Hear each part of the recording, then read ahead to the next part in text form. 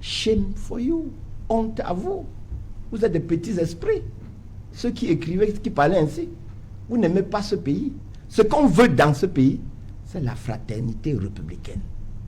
Qu'on se sente tous, comme avait dit le président Ahidjo, partout où vous trouvez, vous êtes chez vous. Moi, je trouve des politiciens qui viennent sur ce plateau, quand on bat la route dans le sud, à ceux qui partent parler à leurs frères, que voici ma vision. Nous pouvons faire comme ça pour améliorer le pays. On dit non, prenez le gourdin et on braque les caméras sur eux. Ils ne disent rien. Ils disent rien parce que ça arrange leur strapontin. Ça arrange leur beefsteak. J'ai dit que c'est de la bêtise. C'est ce type d'idée qu'il faut déconstruire. Donc ceux qui instrumentalisent l'ethnicité, la tribu, dans ce sens, ils doivent reconsidérer leur position. Ce n'est pas la République qu'il faut. Ce n'est pas la démocratie qu'il faut construire. Et après, ils vont s'asseoir, se cacher, sortir les petits bouts de phrases rédigés dans les années 1980-90. Et dit, le président de la République a dit, non, il faut pratiquer. Ils n'ont envoyé les petites phrases. Dites à ceux qui empêchent aux Camerounais de se déplacer en toute liberté sur le territoire national, sur les 415 000 km², qui les confine à une chambre, que vous détruisez le vivre ensemble. Et puis il y a même des lois, il y a même des commissions. Je me demande à quoi ça sert. Chez vous, alors, c'est grave. Sur 7 ou 8 chaînes de télévision, quand vous réussissez à regarder 2 ou 3 minutes, vous comprenez la ligne éditoriale, vous vous effrayez. Vous vous effrayez tellement que vous vous demandez comment on laisse faire. Le Conseil national de la communication, apeuré, pour respecter la même logique, maintient, ne sanctionne pas. Quand c'est trop criard, on sort un tondu là, on le suspend pour 3 jours. 3 jours. Vous cultivez la haine.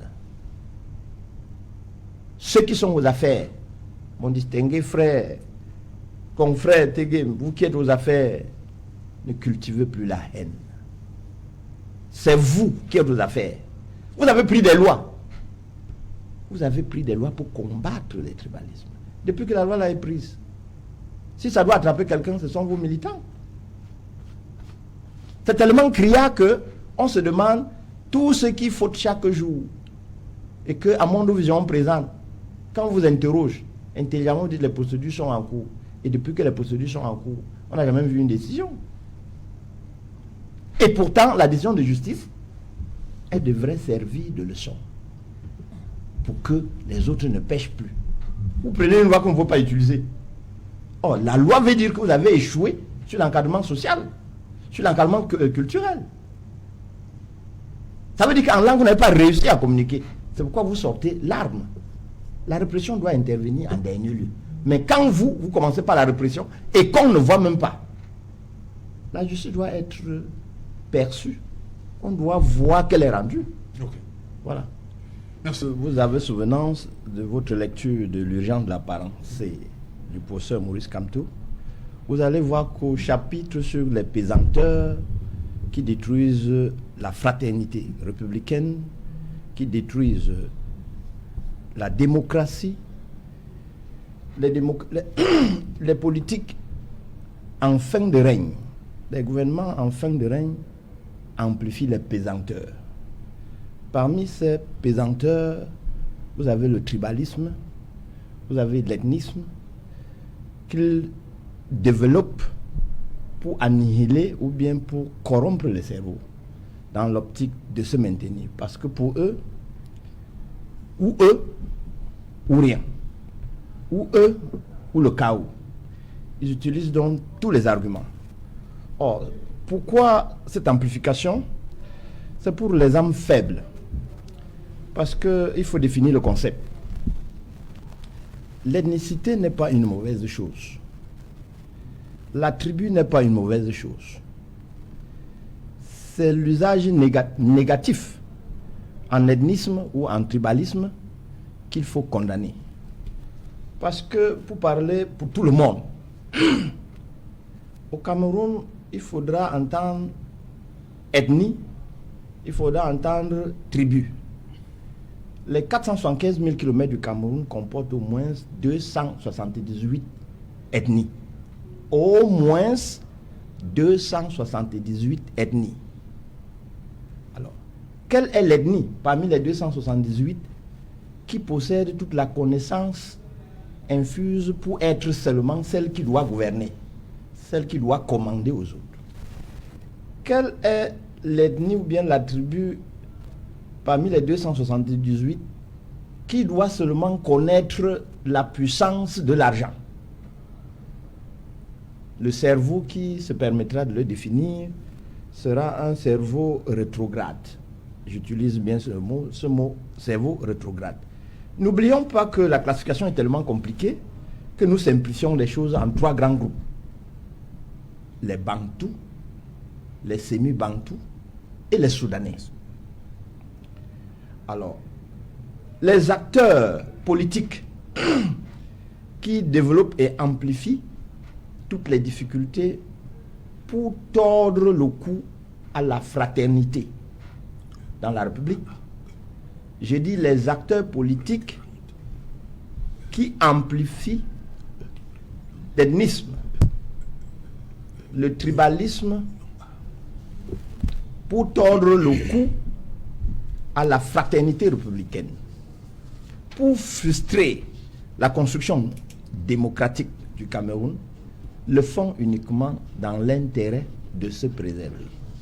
Au Cameroun, comme le disait le professeur Mono Njana, paix à son âme, face au professeur Sunjum Pokam, il existe seulement 2 tribus au Cameroun.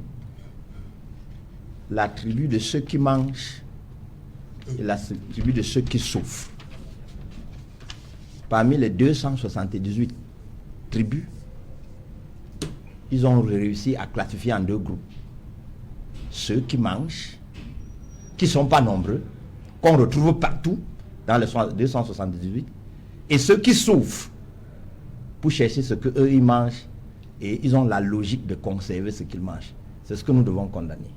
Ça réapparaît toujours à la veille des élections parce que il faut que cette coterie-là, le petit troufion-là, qui sait seulement manger, qui veut se maintenir aux affaires, qu'elle utilise toutes les armes négatives pour assouvir, parce que pour eux, ou c'est eux, ou ça se casse. C'est pourquoi ça apparaît toujours à la veille des échéances importantes comme les élections d'octobre 2025 au Cameroun. Merci. Voilà, Maître Georges Deghem, on accuse souvent le pouvoir d'entretenir les clivages ethniques à des fins purement politiques.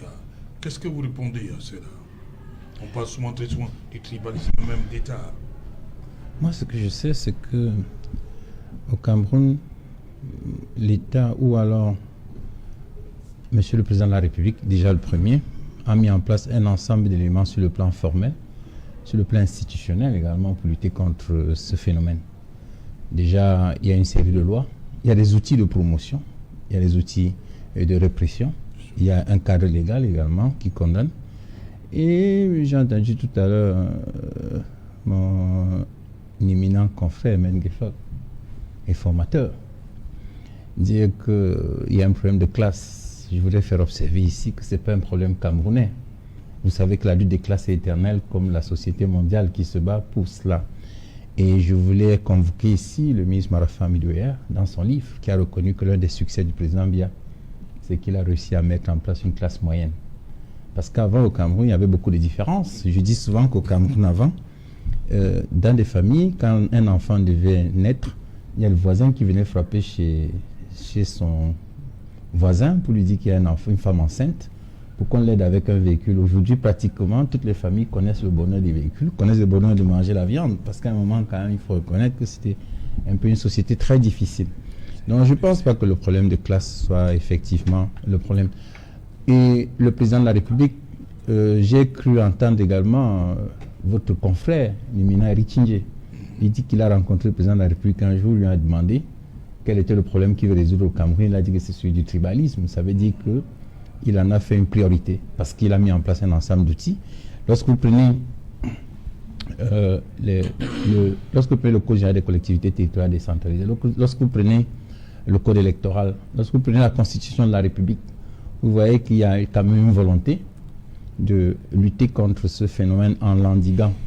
Il y a la culture de la République, la culture des valeurs. Moi, je pense que ce qu'on doit faire pour combattre cela, c'est travailler davantage sur la sensibilisation, sur la formation.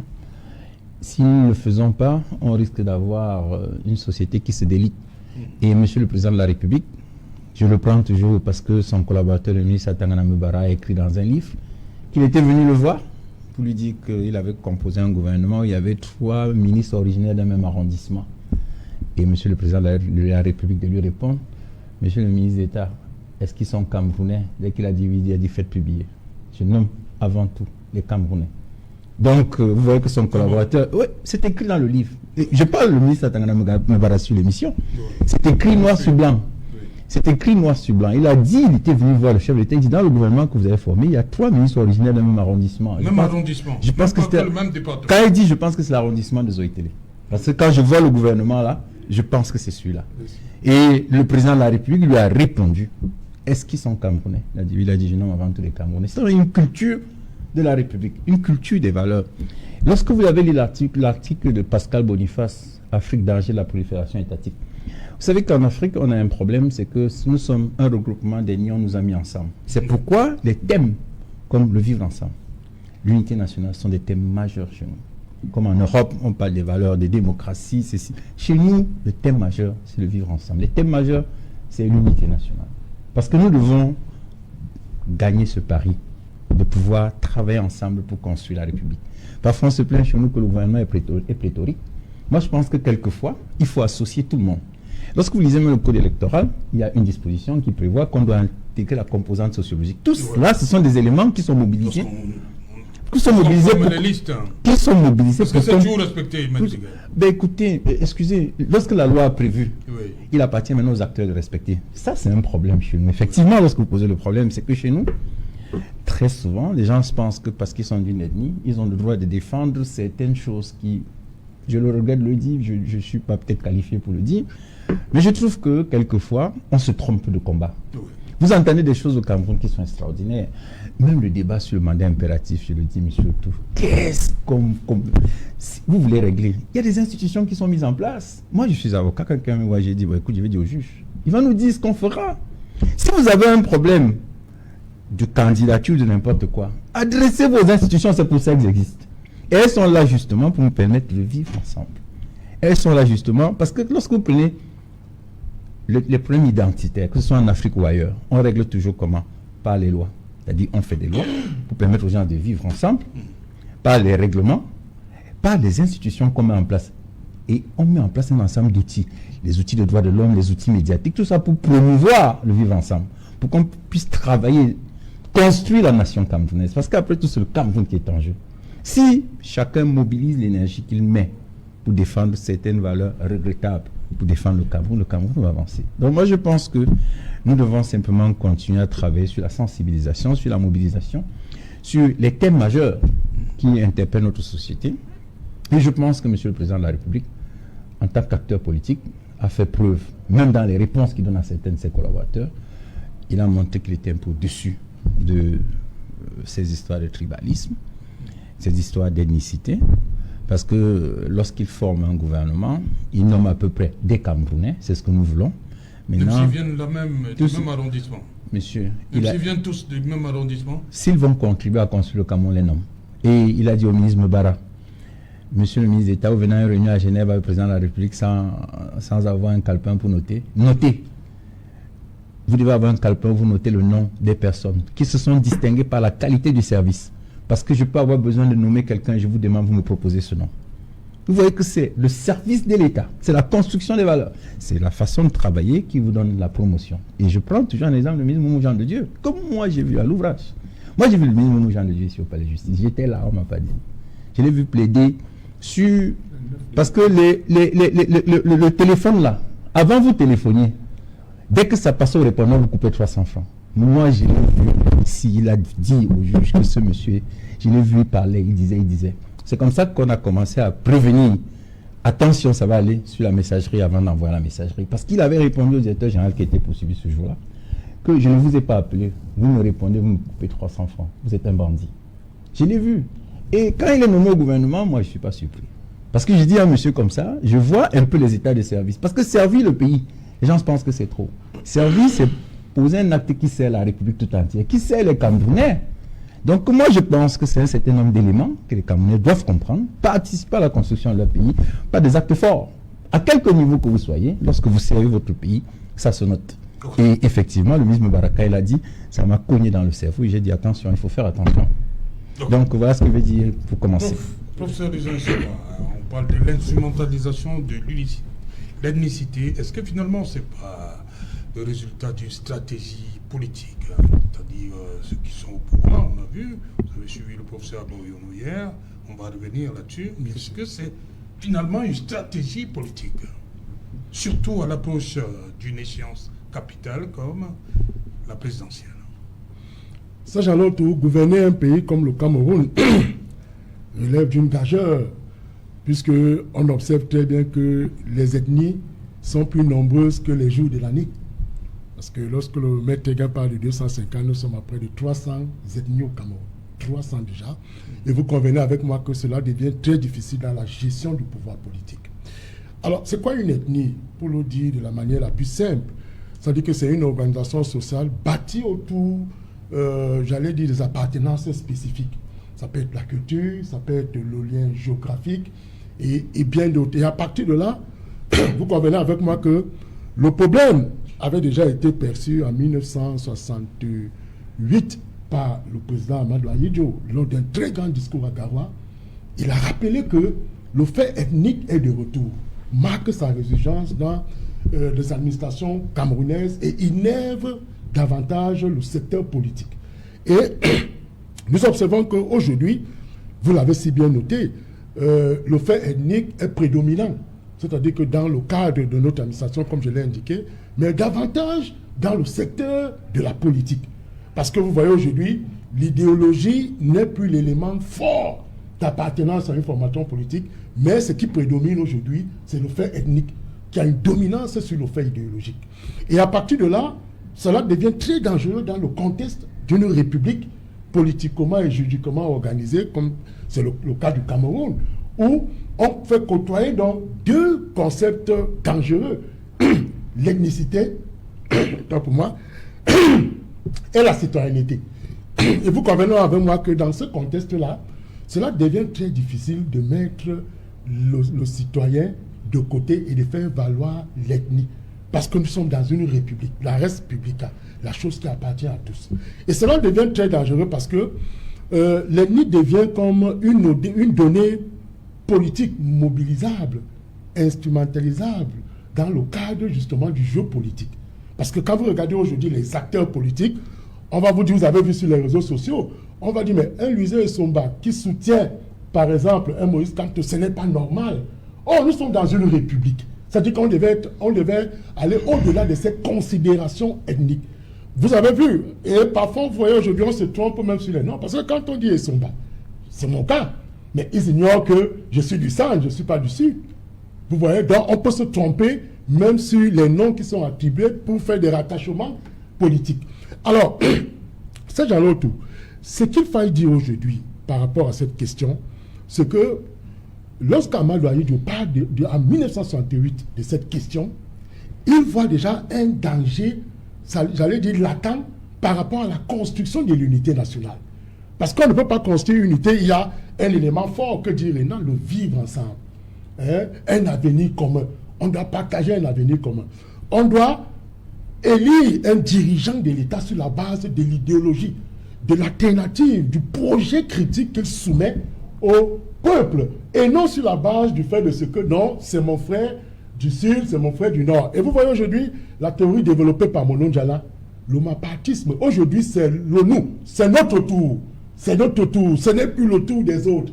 Vous voyez, et c'est en cela que ça devient très dangereux dans un contexte clivant et clivé comme le cas du Cameroun, où aujourd'hui, nous avons plusieurs acteurs politiques qui se positionnent.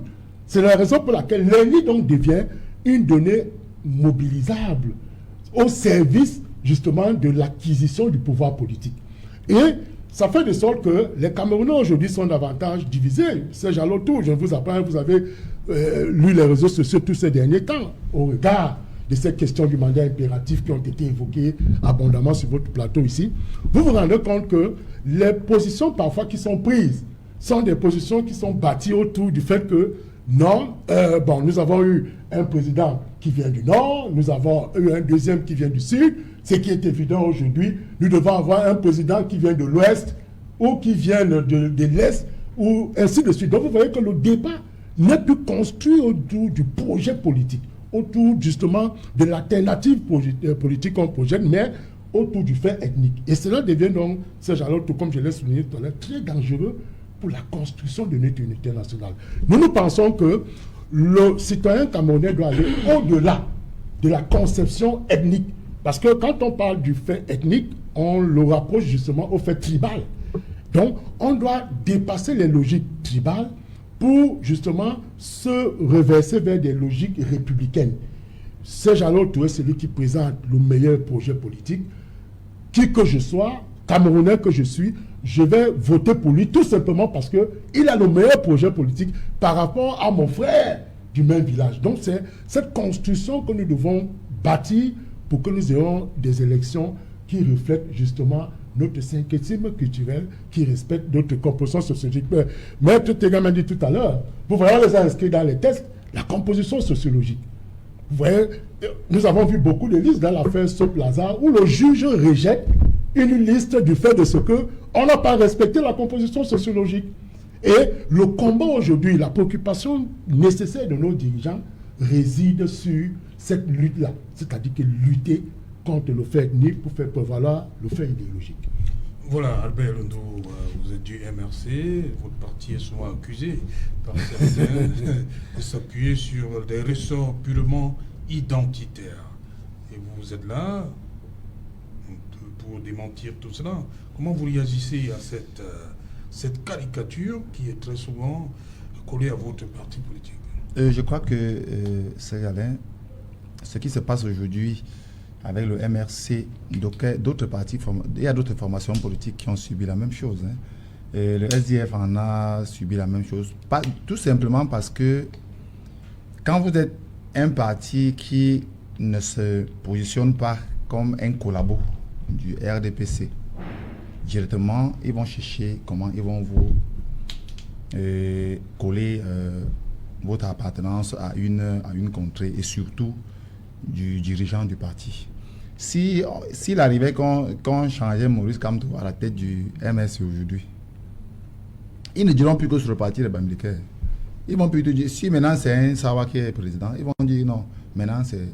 Donc vous comprenez que... Et regardez comment ça se passe. C'est à chaque fois quand il y a une échéance électorale. Ça veut dire que ça se fait à dessein.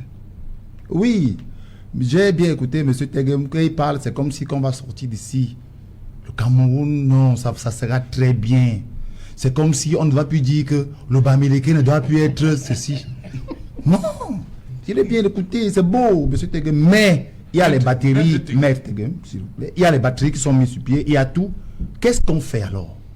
Lorsqu'il y a des hommes politiques qui s'expriment en stigmatisant d'autres, lorsqu'il y a des médias qui prennent le temps à vulgariser la haine au quotidien, à laisser plutôt la formation politique, mais à s'intéresser plutôt aux leaders de ce parti. Et aujourd'hui, quand vous regardez même le MRC, je crois que mon président national a déjà longtemps parlé de ce problème. Le RDPC est très libre de dire que le Sud est notre socle granitique. Ils se sentent à l'aise. Quand on disait qu'au Sud, en dehors du RDPC, on ne parlera plus de personne. Ça ne dérange pas. Mais si vous essayez de dire qu'à l'Ouest, on va parler de Kamto, ils vont dire que vous avez compris, non. C'est leur chose là-bas. Donc, c'est leur façon de faire. Et c'est parce que moi, je suis très mal à l'aise quand il y a des Camerounais qui veulent encore prêter un peu l'oreille à ce genre de choses. Monsieur Maître Defar vous a dit tout à l'heure qu'il y a deux tribus au Cameroun, deux. Ceux qui mangent et ceux qui ne mangent pas. Et ils ont fait l'effort d'aller à dire que dans chaque village ou bien dans chaque arrondissement, ils ont estipé une personne ou deux et où on va tout leur donner et ils vont venir après narguer ceux qui sont là. Le discours de la haine qui monte aujourd'hui avec acuité, c'est juste parce que on s'est rendu compte que le MRC est en train de mobiliser. Le MRC est le parti qui est en train de vouloir vraiment aujourd'hui faire l'alternative avec le RDPC. Maintenant, qu'est-ce qu'il faut faire? Puisqu'il y a des personnes qui sont encore très que je ne voudrais pas dire certains monsieur ici, mais qui ne sont pas aussi prêts à comprendre que c'est un jeu du pouvoir uniquement pour rester où ils sont restés depuis 43 ans. La montée du tribalisme aujourd'hui est bien fabriquée par le parti État RDPC. Parce que si toutes ces batteries qui étaient mises sur pied, si on avait dit que voilà un discours de haine qui est prononcé dans une chaîne et que on ne venait pas faire la chasse aux sorcières comme on va aujourd'hui, on sanctionne les gens 3 mois, d'autres on les donne une semaine, et qu'on les sanctionnait normalement pour dire, j'ai entendu des gens ont dit que non, on va tuer les Bamileke et on va même prendre leur terrain. Ça n'a dérangé personne. Aujourd'hui on dit non, le parti de Kamto, c'est le parti des gens de l'Ouest. L'autre jour, quand le président Kamto arrive à Douala et qu'il était séquestré à son hôtel, il y a des gens, il y a des camarades de maître Tegum qui ont pris la liste des personnes qui ont été interpellées et ils ne sont pas dérangés, ils n'ont pas posé la question pourquoi est-ce qu'ils ont été interpellés, parce que ces gens ont été interpellés dans les restaurants, ils mangeaient. C'est-à-dire que les personnes, puisqu'on a interpellé lundi, où le président Kamto n'était même pas là. Mais les gens ont laissé le pourquoi est-ce qu'on peut interpeller un Camerounais qui est dans un restaurant en train de manger. Ils ont plutôt regardé le nom des personnes qui étaient sur la liste en disant que voilà comment en plein Douala on peut venir arrêter 30 personnes et les 30 personnes, ils n'ont pas dit qu'ils sont de l'Ouest, ils ont dit que les 30 sont des Bahamas. Donc comme pour dire qu'il n'a que des Bahamas pour être des Kamto. C'est grave comme ça, c'est grave. Et ce sont les militants du RDPC. Donc il ne faudrait pas qu'on vienne ici nous faire croire que nous sommes en train de... Les autres personnes sont en train de combattre ça. Mais le RDPC ne peut jamais combattre le tribalisme parce que ça les arrange. C'est avec ça qu'ils utilisent pour se maintenir. Et dans notre parti aujourd'hui, nous ne sommes plus là pour dire si le MSC est Bamileke ou pas. On a dépassé l'étape là. Même moi, si on a tout fait. Quand je suis même allé en 2020, avant qu'on ne refuse d'aller aux élections, quand on faisait nos dossiers, j'ai souffert pour faire des dossiers. Pourquoi? Où les gens ont dit carrément que j'étais un traître. Où nous sommes allés déposer les documents dans les commissariats que je ne voulais pas. Parce que pour eux, c'est que comme je suis étonné, je ne dois pas aller soutenir un monsieur comme Maurice Kamto. Donc c'est terrible. Et les gens me l'ont dit en face que monsieur Loutou, tu es un traître. Et j'ai dit bon, malheureusement, mais je vais rester avec Kamto. Si ça peut vous tuer, allez mourir. Donc c'est une technique du RDPC à tout moment quand les échéances arrivent. Mais aujourd'hui au MSC, on n'a pu dire, quand vous regardez même l'architecture du parti, vous comprenez que on n'a rien à nous déranger. Qui taxe le MSC de tout, ça ne nous dérange pas. Nous savons que dans la composition même des membres du directoire du MSC, que ce soit les vice-présidents, les secrétaires nationaux, c'est un ensemble. Que ce soit, il y a les nordistes, il y a les Sawa, nous sommes un tout. Et le MSC a pris... Pourquoi on vous colle toujours cette étiquette? Comment comprendre? Qu'est-ce qui se passe? C'est Jalin. Vous savez pourquoi ils font ça? C'est parce qu'ils se sont rendus compte que nous sommes sérieux. On a dit que le RDPC a détruit le Cameroun depuis 43 ans et que nous sommes la formation politique, que nous nous inscrivons pas en tant que collabo, mais on leur dit vraiment, vous avez fait pour vous. Nous aussi, on veut venir en tant que formation politique avec d'autres Camerounais qui ont aussi de l'expérience, qui peuvent apporter aussi. Mais et quand on parle comme ça, ils se rendent compte que, voilà, effectivement, ils sont différents des autres qui parfois veulent faire la figuration. Et puis, bon, voilà les personnes qu'on ne peut pas corrompre. Parce que quand vous êtes un digne fils du Sud et que vous êtes militant du MSC, vous avez vu comment on a vandalisé nos plaques, nos pancartes au Sud, en disant que ça ne va pas exister ici. Vous avez vu vous-même dans les médias comment nos militants, à l'époque, on avait bloqué l'entrée pour entrer au Sud en disant que rentrez chez vous. Ça n'a dérangé personne. Mais l'autre jour, j'étais encore très amusé de voir comment les mêmes gens Allez, les gens du RDPC ont publié comment le RDPC a défilé à Baham. Et les Baham n'ont pas de problème avec ça. À Baham, il y a les militants du RDPC, il y a les militants du SZ, il y a les militants du PUS. Donc les Baham n'ont aucun problème. Ils ont dit que le RDPC n'a qu'à défiler. Mais comment est-ce que vous êtes content de montrer le défilé du RDPC à Baham parce que vous dites que Moïse Kamto et Baham, c'est normal. C'est normal. Il n'y a personne de nous qui n'est sorti de nulle part. Et j'aime toujours dire aux gens, on peut se vanter, je peux me vanter en disant que voici mon habit que j'ai acheté. Qui de nous avait choisi de naître où il est aujourd'hui? Moi, je suis né, on m'a dit que tu es étonné.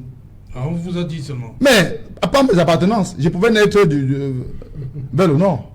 Si je sortais que j'étais le fils peut-être d'un Mohamed où je serais nordiste.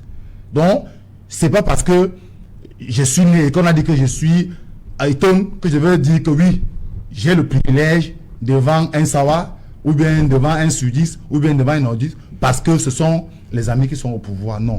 Il va falloir qu'on comprenne que c'est une tactique du pouvoir, parce qu'à chaque fois que l'élection présidentielle arrive, ils mettent ça.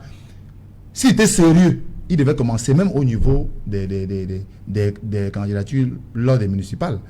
Vous allez voir que ils vont vous dire oui, il faut respecter la composante sociologique, mais quand vous allez regarder les listes, vous allez comprendre que vraiment ça ne se respecte pas. Mais on dit ça comme ça parce qu'on veut faire plaisir. On vous dit que non, si vous parlez du tribalisme, on vous sanctionne. Mais au fond, on dit allez le faire parce que ça va encore soulever d'autres problèmes.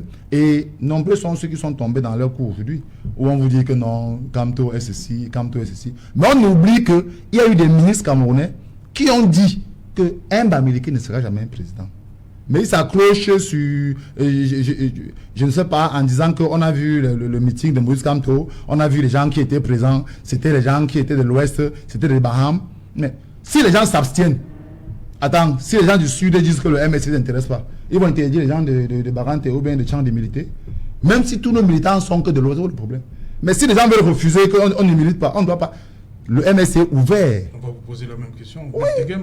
Le MSC est ouvert à tout le monde. Mais les gens s'abstiennent. Une minute. Ce sont des Camerounais aussi, non? Ben écoutez, qu'à partir du moment où vous avez la nationalité, vous êtes Camerounais. Voilà, merci. Voilà. Donc si les gens, parce qu'apparemment, certains parents refusent même à leurs enfants d'aller au MSC parce qu'ils veulent juste prouver que c'est le parti de Bamileke. C'est bizarre. Mais je dis que ça soit au littoral, au sud, nous sommes partout. Et il y a les jeunes qui ont compris. Je suis sur le terrain, il y a les jeunes qui ont compris que c'est du bruit. Les Camerounais sont ceux qui mangent et ceux qui ne mangent pas. Et les non-mangeurs sont partout. Ceux qui mangent sont partout. Voilà, Maître Augustin Gueffak, comment préserver la paix avec ce discours? C'est très compliqué. Pourquoi? J'aime souvent dire pourquoi seulement au MRC on regarde. On connaît beaucoup de partis qui ont une base purement ethnique, mais pourquoi le MRC? Moi j'aime pas trop quand on parle de politique au Cameroun, qu'on dise qu'un parti a une base ethnique. Oui. C'est faire preuve d'une petitesse d'esprit que d'être aussi réducteur. Celui qui dit que le RDPC est l'affaire du socle granitique, est-ce que le RDPC est né dans le sud du Cameroun? Du tout. Non. On a vu un poste au professeur Mariono. Est-ce que le RDPC n'est constitué que des enfants ressortissants pur sang du sud? C'est un discours que ceux-là eux-mêmes, ils doivent se regarder dans le miroir et se dire que c'est honteux, c'est ubuesque, ça sent. Pour autant, ceux des autres partis qui tiennent le même discours, parce qu'il faut rejeter, il faut les vomir. Je vais toujours emprunter à ceux qui ont écrit, l'ethnisme c'est une bêtise. Quand je vois un professeur d'université en charge des formations dire que le parti bahamiste, Kamtoto, c'est-à-dire que j'ai l'impression que la laideur s'affiche dans un mur et on a de la difficulté à regarder, à se voir. On doit déconstruire. Et pour déconstruire, ça ne dépend pas du RDPC. Le RDPC ne voit pas, il n'entend pas, il ne parle pas. Ça dépend de quelques individus qui composent ce RDPC, qui n'ont que ce miroir-là, Ils se voient tels qu'ils sont et ils projettent dans la société. Malheureusement pour nous, ils sont aux affaires. Ils sont aux affaires. Et tels qu'ils sont, il faut commencer d'abord par dépolluer les lois. Il faut dépolluer, en commençant par la Constitution. Qu'est-ce qu'ils appellent la protection de l'ethnie minoritaire dans la Constitution? Au Cameroun, on a au moins 278 ethnies. C'est le même chiffre qu'au Nigeria, c'est-à-dire notre pays voisin. Pour les politologues, ceux qui étudient cette affaire, ça n'est pas exacerbé comme là-bas. Ici, on manque d'intelligence, on développe ce qui est sale pour diluer l'esprit ou bien le vivre ensemble, communément appelé